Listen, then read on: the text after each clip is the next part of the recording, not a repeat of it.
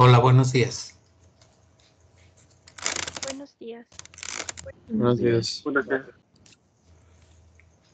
¿Qué tal? ¿Cómo están? ¿Cómo amanecieron?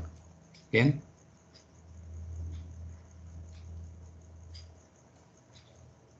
Buenos días. Sí, gracias, profe. Excelente. ¿Qué les parece si comenzamos?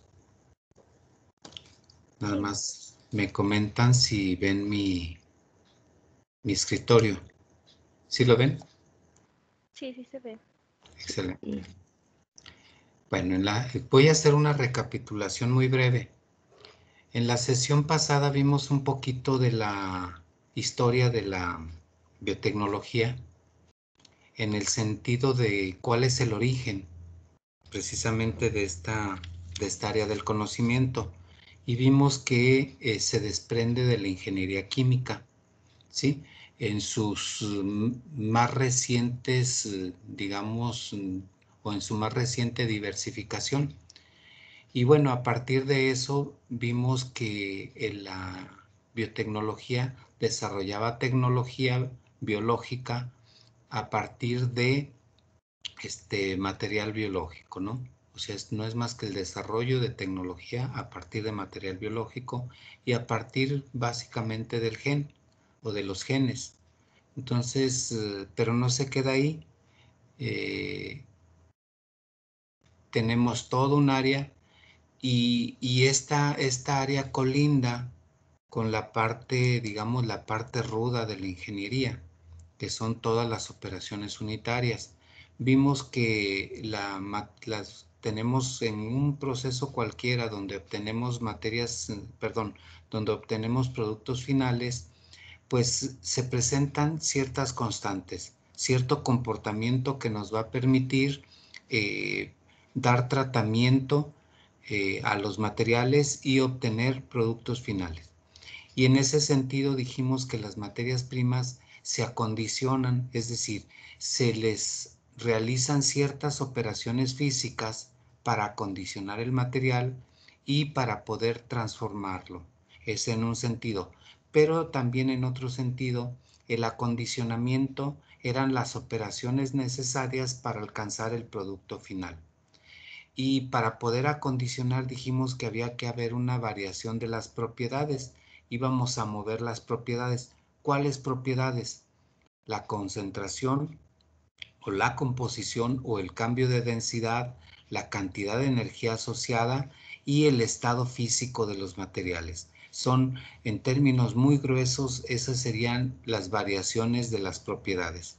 Una vez que las movemos y que adecuamos la materia prima con estas propiedades o con estos cambios de variable o con estos cambios de estado termodinámico, entonces sí podíamos meterlos a transformar en nuestros reactores o nuestros bioreactores, ¿sí?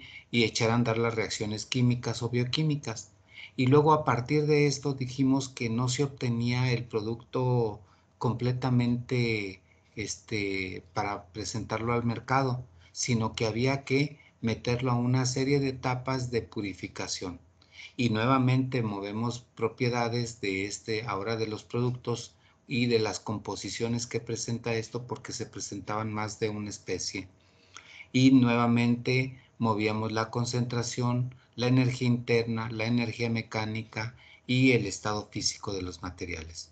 Dijimos también que todas estas transformaciones de acondicionamiento y de purificación las llamábamos operaciones físicas u operaciones básicas y ya en términos generales operaciones unitarias. Y dijimos, bueno, las operaciones unitarias las tres están vinculadas con tres fenómenos importantes que llamamos fenómenos de transferencia y se agrupan en lo que llamamos fenómenos de transporte. Estas operaciones unitarias iban a ser o pueden ser continuas cuando tenemos un proceso que no tiene interrupciones, semicontinuas cuando tenemos un proceso donde hay interrupciones intermitentes, es decir, no es por lotes el proceso, y las operaciones discontinuas, donde teníamos un proceso por lotes. Y pusimos el ejemplo de la fabricación del refresco. Dijimos que tenemos operación de mezclado, tenemos agua, tenemos los ingredientes. Entre los ingredientes teníamos edulcorantes, colorantes y saborizantes. Los metemos, los mezclamos y ese hecho de mezclar es una operación unitaria. Pero hay otra operación unitaria aquí asociada, que es el movimiento del líquido, y le dijimos que esa operación unitaria se llamaba flujo de fluidos. Para poderlo mover necesitamos el conocimiento de bombas, necesitamos el conocimiento de tuberías y necesitamos saber qué cantidad de energía se está perdiendo al mover el fluido, es decir, cuánto nos cuesta. Y tenemos en el mezclador, tenemos la operación unitaria de mezclado, donde necesitamos precisamente diseñar el sistema de paletas o el sistema de mezclado. Les comentaba, no es lo mismo mezclar agua a mezclar, por ejemplo, una pasta. Y para reforzar esto les pongo el ejemplo. En una tortillería tenemos que, para hacer la masa, tienen un costal de harina, le ponen agua a la harina y comienzan a mezclar, pero el mezclador es un mezclador de aspas, es decir, es como una especie de araña que se está moviendo, araña metálica que se está moviendo, y así mezclamos. Y es diferente ese tipo de mezclador a un mezclador de paletas, por ejemplo, o a un mezclador circular, o a un mezclador de otro tipo. ¿Por qué? Porque están diseñados específicamente para el tipo de materiales que queremos mezclar. Entonces es una operación física. Si se fijan, en ningún momento hasta aquí ha ocurrido una reacción química. Y luego dijimos, entonces sale el líquido mezclado, sale una corriente con líquido y esto llega a una torre que trabaja a contracorriente. ¿Cómo es a contracorriente? Pues el líquido entra por la parte superior y por la parte inferior metemos una corriente de gas. Ese gas va a ser CO2. ¿Por qué? Pues porque queremos que este líquido incorpore en su seno un poco de gas. Y para poder lograrlo movemos la temperatura y la presión de la torre de absorción. Y al moverlo nosotros podemos lograr que tenga más gas o menos gas incorporado en el líquido. ¿De acuerdo? Entonces metemos a contracorriente, el líquido baja, el CO2 sube y sacamos dos corrientes. La corriente superior va a ser el gas que estamos metiendo, más la cantidad de líquido que se está evaporando, es decir, generamos un vapor. A esas condiciones de temperatura y presión, y por supuesto las composiciones o la concentración del líquido que estamos obteniendo va a ser de acuerdo al diseño que tengamos en la torre, no es al azar. Y teníamos una corriente inferior donde dijimos que se obtienen las condiciones que nosotros necesitábamos, es decir, el refresco. Y así de manera muy gruesa podemos ubicar algunas de las operaciones unitarias, es decir, algunas de las operaciones físicas que nosotros estamos aplicando ex professo, es decir, que estamos aplicando para lograr ciertos efectos. ¿De acuerdo?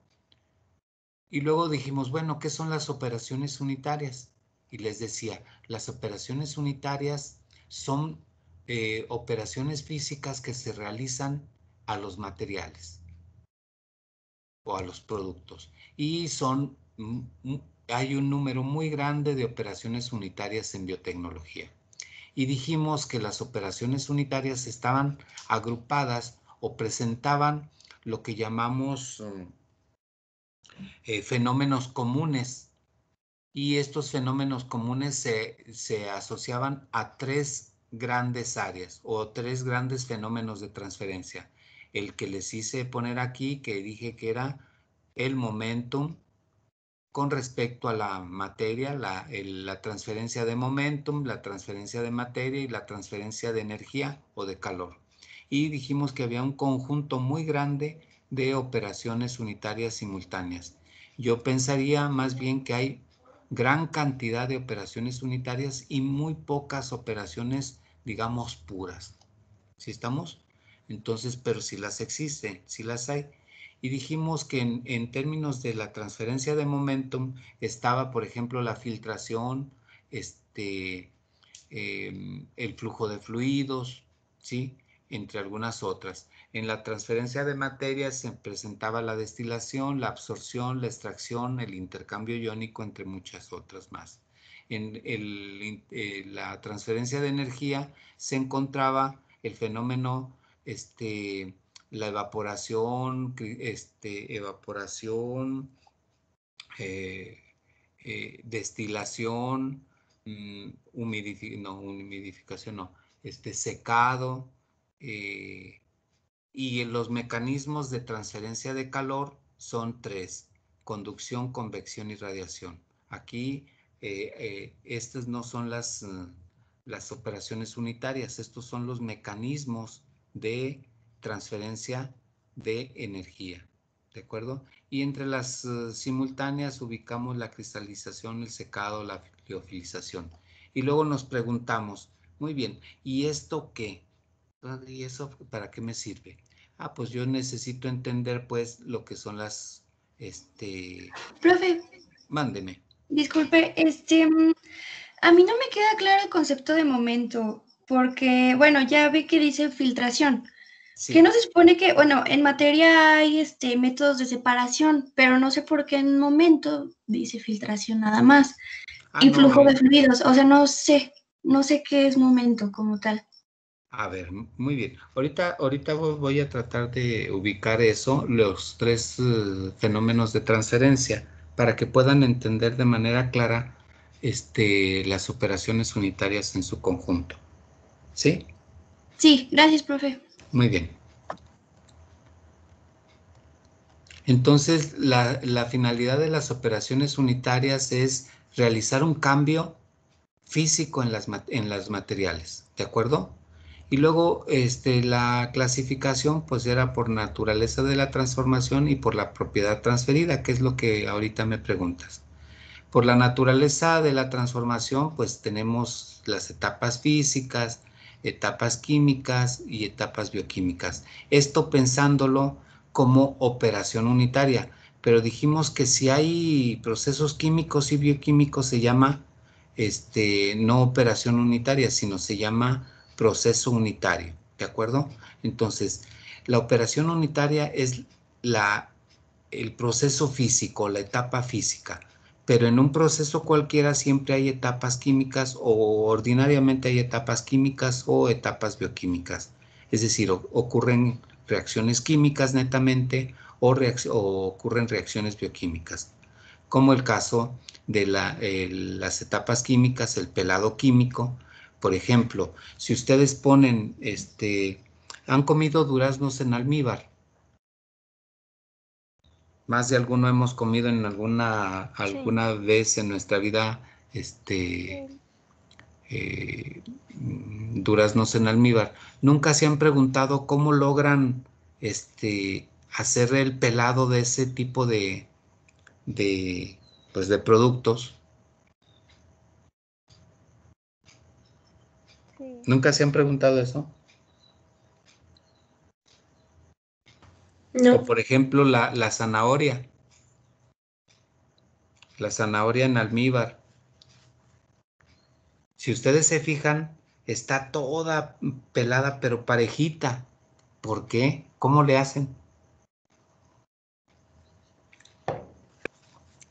Sucede que si ustedes ponen hidróxido de sodio con una concentración entre ¿qué les diré? Entre el 5 y el 10% en porcentaje en peso, y le aumentan la temperatura, todo el material biológico que pongan, por supuesto, si ponen, por ejemplo, los duraznos y los meten ahí, van a ver que se hace un pelado, se pela y se pela de manera homogénea. Por supuesto, es una mezcla muy abrasiva. Entonces, esa mezcla de hidróxido de sodio, entre el 5 y el 10%, le quita la cáscara al durazno y a los frutos más o menos de ese tipo. Les quita la cáscara y lo que hay que hacer ahí pues nada más es un lavado. El hidróxido de sodio se les quita lavándolo y quedan así, pero peladitos bien homogéneos, ¿sí? Entonces, pues ese es un pelado químico y se utiliza de manera extensiva en alimentos. Entonces, la fermentación, pues es un proceso unitario, porque tiene operaciones físicas y operaciones químicas involucradas.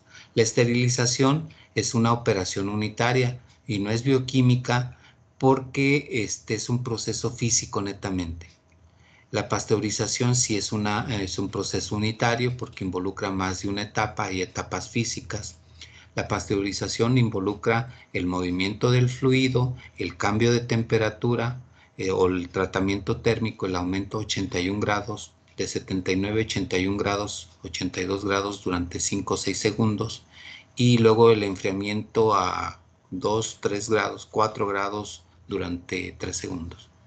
Y luego el pelado enzimático es otro de las etapas, ¿sí? Entonces, podemos ver que dependiendo de la transformación se presentan etapas físicas, químicas y bioquímicas. De acuerdo a la propiedad transferida, tenemos la transferencia de materia, de energía, y no aparece momentum. Entonces, yo quiero referirme, antes de entrar a esto, que ubiquen lo que es el momentum. Fíjense bien, voy a buscar en la red a ver si dicen lo que yo quiero.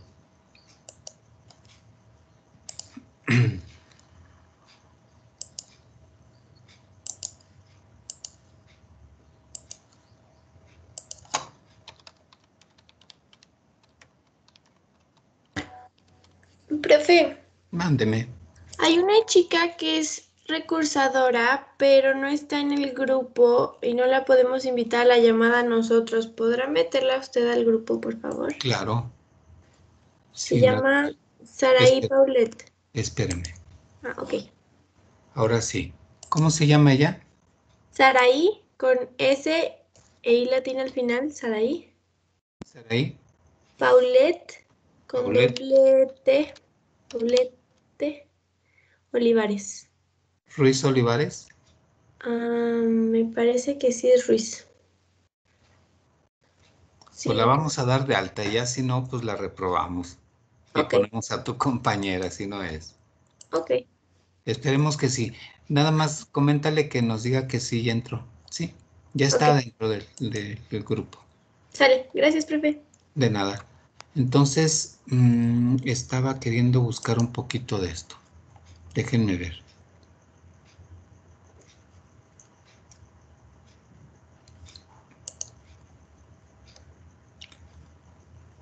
Fíjense bien. Para explicar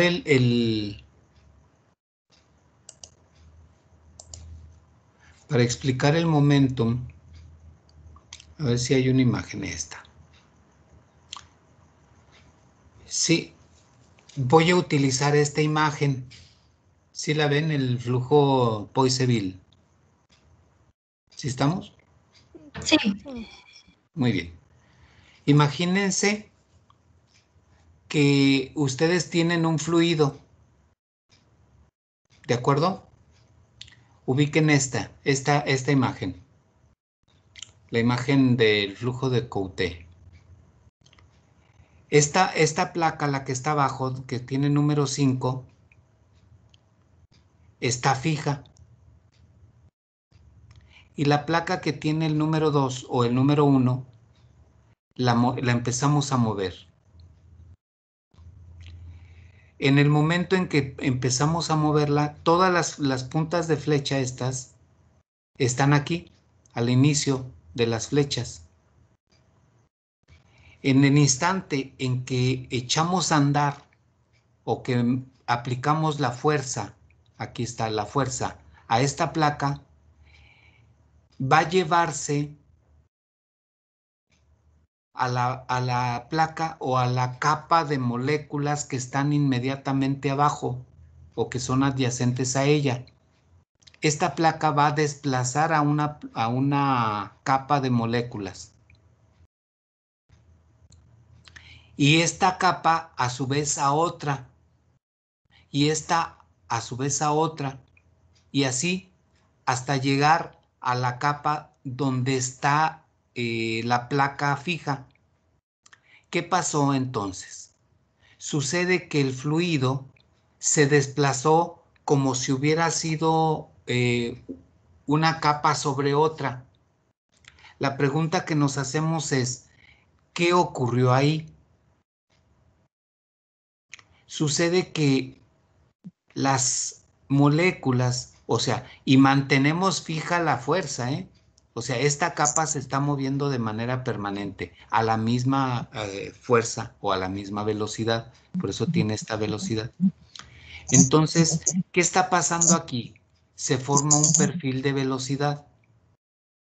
Pero ¿qué pasa con las capas de moléculas inmediatamente adyacentes? Antes quisiera ubicar esto.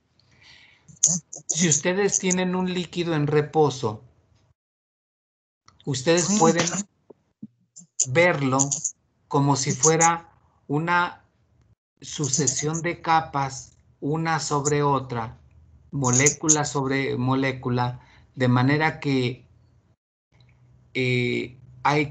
las capas están perfectamente ordenadas, ¿sí? Si desplazamos o movemos la capa superior, que está pegada a una placa metálica, entonces estaríamos transfiriendo el movimiento de esta placa en sentido perpendicular, ¿sí se fijan?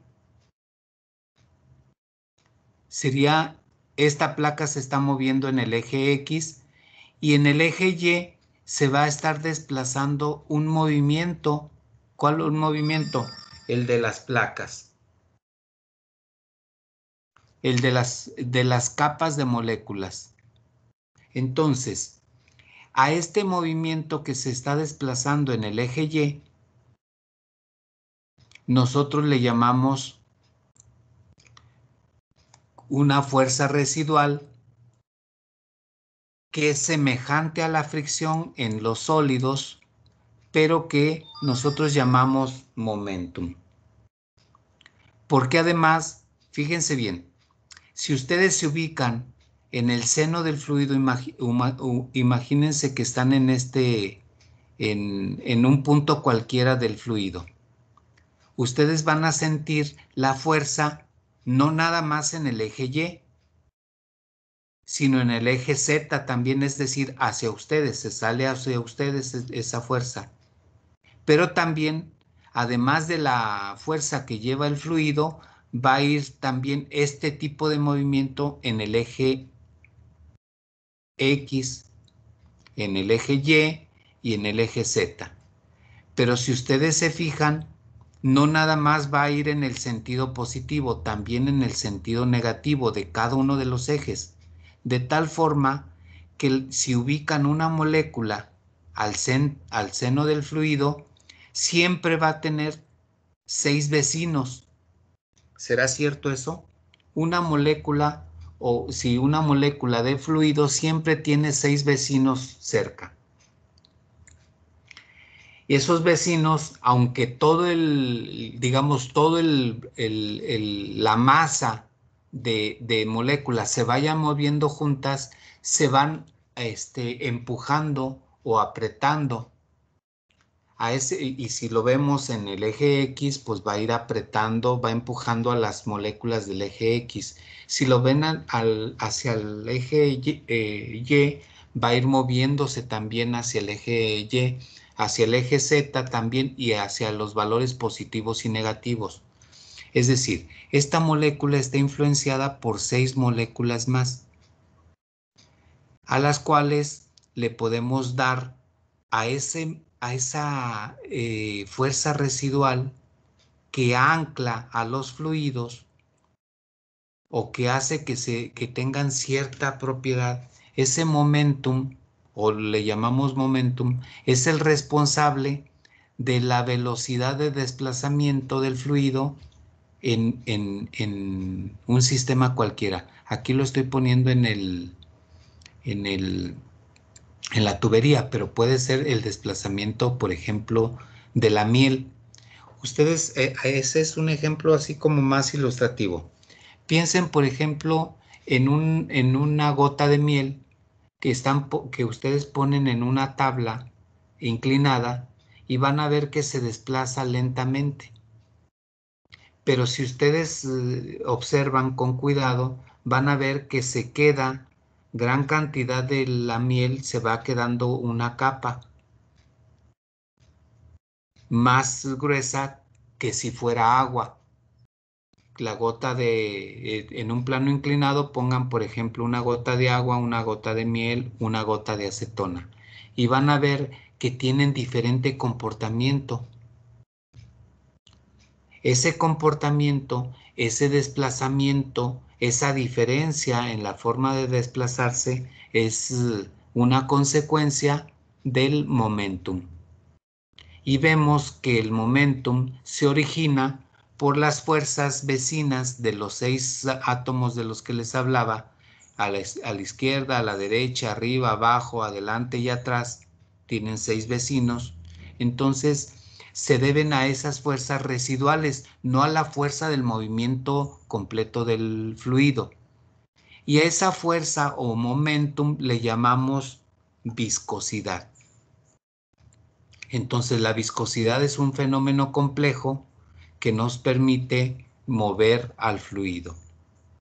Pero si ustedes se fijan, todos los fluidos tienen diferente viscosidad porque tienen diferente fuerza residual que los ancla o que ancla a cada molécula con sus vecinas de manera diferente, con mayor o menor intensidad. No sé si los ubico, yo sé que es así como muy abstracto esto, porque no lo estamos viendo además. Déjenme ver. No sé si alcanzo a comunicarles la idea. Sí se entendió, profe, gracias. Por ejemplo, se forma aquí este perfil de velocidad y siempre ocurre en una tubería. ¿Qué está ocurriendo? En las paredes del recipiente la velocidad es 0 y esto se puede calcular y de hecho lo vamos a calcular. En esta pared es 0, en esta pared es 0, pero al centro de la tubería la velocidad es máxima. Es decir, se forma como un embudo donde al centro la velocidad es mayor. Entonces, y eso se debe a que las moléculas a nivel microscópico están agarradas con sus vecinos por fuerzas débiles, como los puentes de hidrógeno, las fuerzas de Van der Waals, así están agarradas y esto causa un movimiento diferenciado dependiendo de la sustancia. A ese movimiento diferenciado le llamamos viscosidad. ¿Sí? Entonces, pues más o menos es la idea la idea del momentum, porque ese momentum nos va a meter en muchas dificultades cuando movemos fluidos y vamos a gastar mucha energía para romperlo. Y eso es inevitable porque depende de la naturaleza o está anclado a la naturaleza de cada uno de los fluidos. Por ejemplo, no es lo mismo mover miel que mover agua, o no es lo mismo mover agua que mover acetona. Si ustedes se fijan, son diferentes.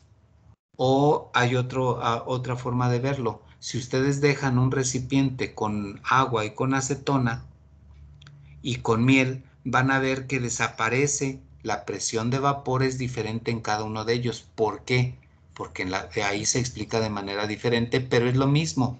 Las fuerzas que están agarrando a cada una de las moléculas en el seno del fluido, en el caso de los líquidos son 6, y si está en el seno del fluido son 6, pero si está en la superficie son 5, porque no tiene vecino superior.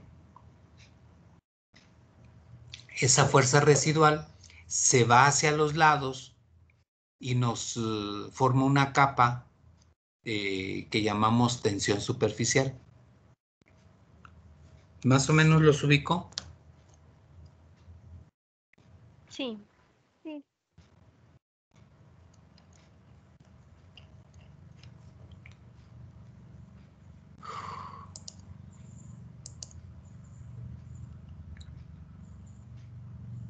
Por supuesto, esto, por ejemplo, son las ecuaciones en cada uno de los ejes, X en el tiempo, X, Y, Z.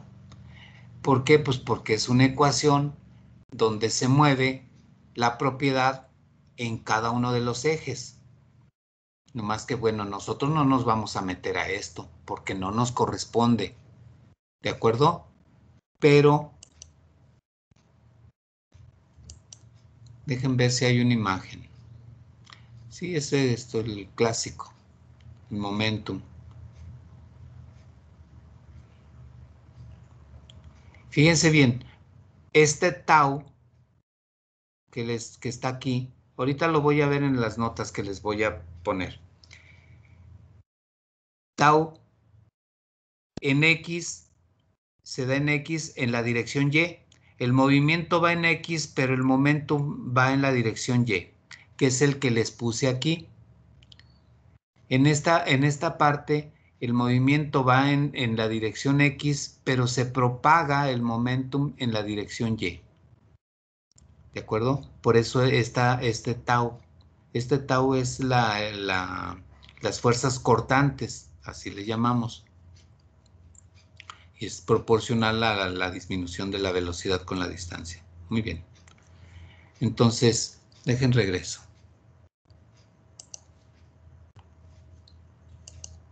¿Sí? Entonces tenemos, no sé si los ubiqué. Si no, voy a hacer unos dibujos en la próxima sesión para explicarlo más detalladamente, porque es un fenómeno que hay que entender muy claramente, ¿de acuerdo? Para entender todas las operaciones de transferencia de momentum. Y luego dijimos que había algunos de los ejemplos de operaciones unitarias, era la destilación. Sí pónganmelo, por ejemplo, ejemplo de operaciones unitarias y luego pongan destilación, ya no la separen por mecanismo. Destilación, absorción, adsorción, extracción, intercambio iónico. ¿De acuerdo? Ahorita les digo qué es cada una de ellas. Así más breve, más que echarles el rollo ese que no le entiendo ni yo. ¿Sí estamos? Sí. Sí. Ahí va. La destilación es un método de separación.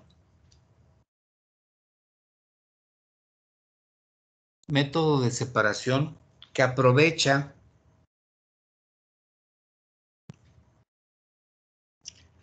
la diferencia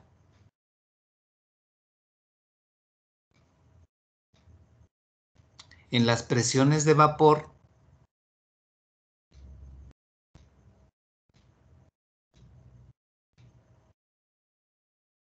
de los componentes de una mezcla líquida.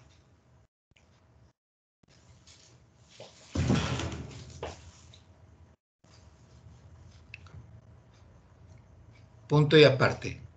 Explico. Fíjense bien. Cuando nosotros mezclamos, por ejemplo, agua y alcohol,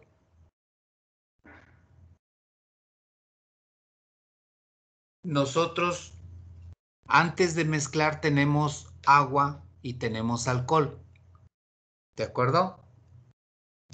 Cuando los mezclamos, simplemente vemos que el agua y el alcohol no reaccionan químicamente, se mezclan. Entonces tenemos una mezcla líquida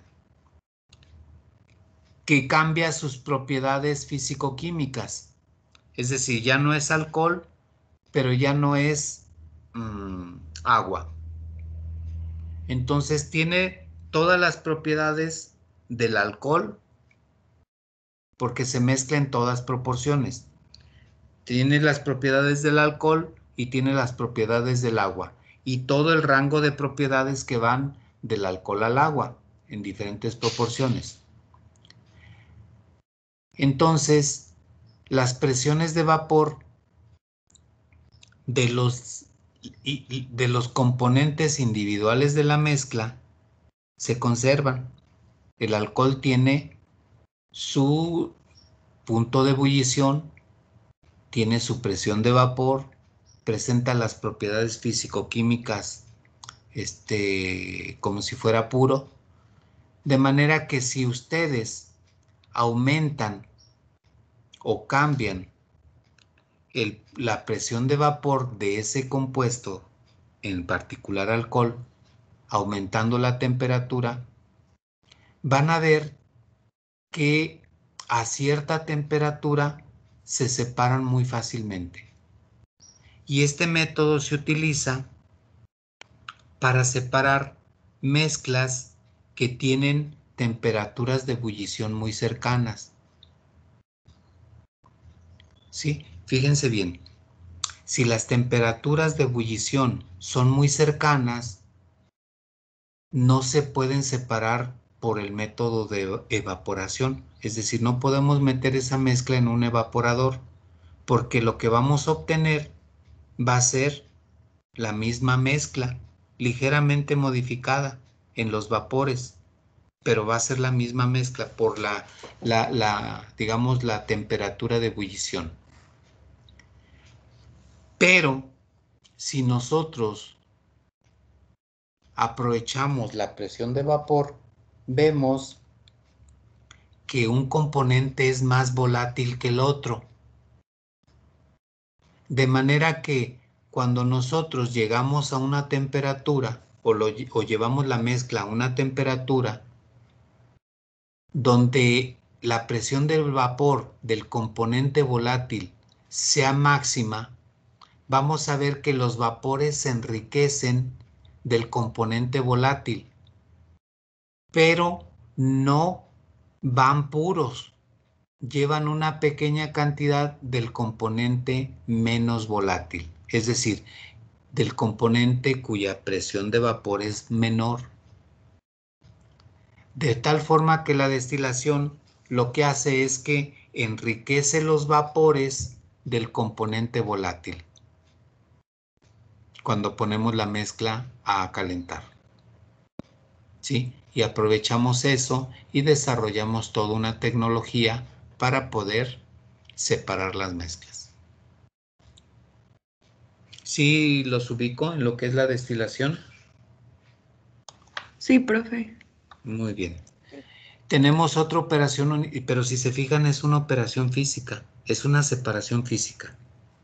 Al principio tenían alcohol y agua y al final, o sea, mezclaron y luego al final tienen alcohol y agua, pero en diferente proporción. Y eso lo aprovechamos. La absorción es un proceso de incorporación de un líquido en un cuerpo sólido y ese cuerpo sólido ordinariamente es cavernoso, tiene pequeños poros o capilares. Les puse el ejemplo del papel. El papel es un material que tiene muchos huecos o muchos poros y que tienen trayectorias tortuosas, se dice. ¿Qué significa que sean tortuosas? Que pues las direcciones cambian de manera caprichosa. Cuando sumergimos una parte del papel, por fuerzas capilares vemos que el líquido va ascendiendo y eso nos permite incorporar el líquido en el seno de un sólido. Y por ejemplo, así se dan las columnas de absorción. Son líquidos que son higroscópicos o que presentan ciertas características que el sólido no es soluble y va a ascender por el sólido, ya sea por la superficie o sea por el interior, como en el caso del papel. Y por ejemplo, la absorción nos permite desarrollar otro tipo de tecnologías. ¿Han escuchado hablar de la cromatografía? La Sí. cromatografía en capa Sí. fina, la cromatografía de alta resolución, la cromatografía en papel, pues se utiliza el fenómeno de absorción. Y lo utilizamos como un método de separación, porque vemos que a cierta altura llegan ciertos componentes, entonces con eso nosotros desarrollamos una tecnología. ¿Sí estamos? La adsorción es un fenómeno que nos permite, es un fenómeno muy complejo. Ahorita les pongo porque quiero ilustrarlo para que lo vean.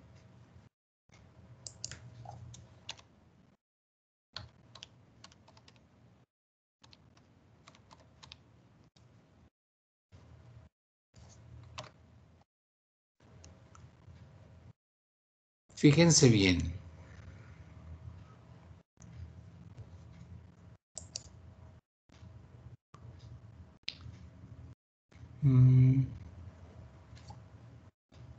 Este.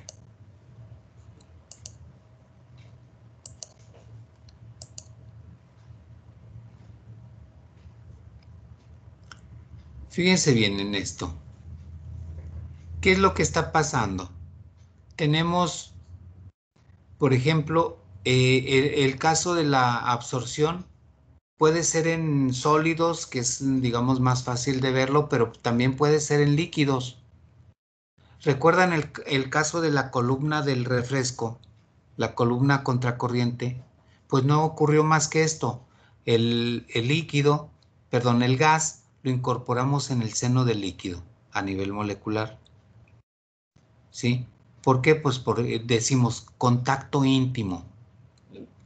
¿De acuerdo? Muy bien. Cuando nosotros hablamos de absorción, puede ser esta forma. Incorporamos el gas en el seno del fluido, si es una absorción gas líquido. Pero también puede ser líquido sólido, como el caso del papel.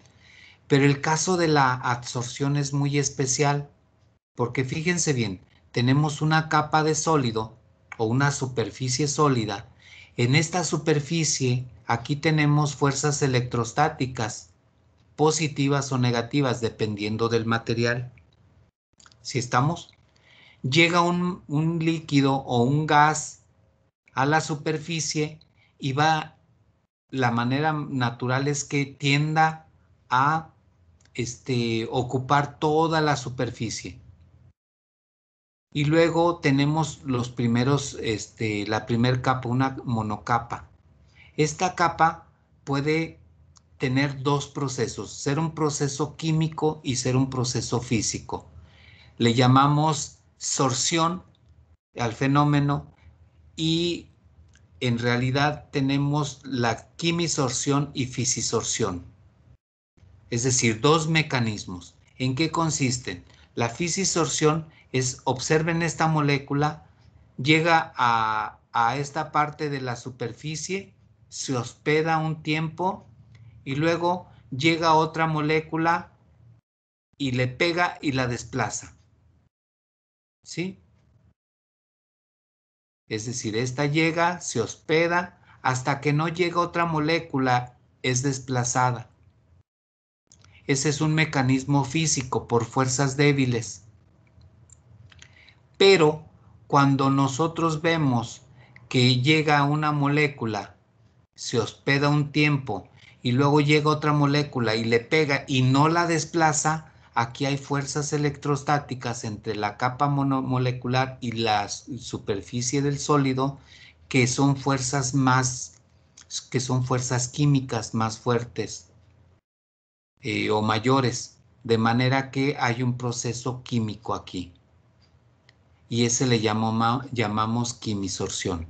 Entonces la absorción es un fenómeno catalítico, así le llamamos, un fenómeno catalítico que consiste en dos mecanismos, o pueden presentarse dos mecanismos: el fenómeno de fisisorción o el mecanismo de fisisorción, y el fenómeno o mecanismo de quimisorción.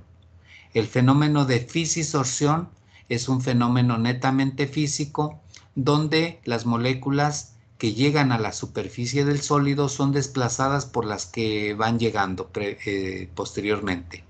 Y la quimisorción sería aquel fenómeno en el cual llegan las moléculas a la superficie del sólido, como en este caso, y al llegar otras moléculas posteriormente ya no desplazan a las que llegaron primero. ¿Sí? Sí. Miren, aquí le está el fenómeno de tensión superficial, que es el que vimos, o del que les señalé. Muy bien. No sé si los ubico en la diferencia entre el fenómeno de absorción y de adsorción. Sí, todo bien. Sí, gracias, profe. Muy bien. Entonces, miren, ¿qué tal les parece si continuamos después? Porque son las 5 para las 8. Supongo que tienen clase ahorita y tenemos nada más 1 hora. Así es. ¿Sí? Sí, Pi. Entonces, dejamos las operaciones unitarias para tratar de explicarles esto y luego ya nos metemos a la parte cuantitativa, ¿de acuerdo? A esta parte. ¿Sí? Sí, A ver gracias. si puedo sacar unas mejores fotos también. ¿Sí? Muy bien. Que pasen buena tarde. Y si hay alguna cosa, pues estoy al pendiente en el chat del grupo. Gracias, profe. Gracias, Que estén muy profe. bien. Hasta luego. Gracias. Hasta luego. Buenos Gracias. días. Bye. Buenos días. Muy bien, buenos días. Que estén muy bien. Que se pasen un feliz fin de semana.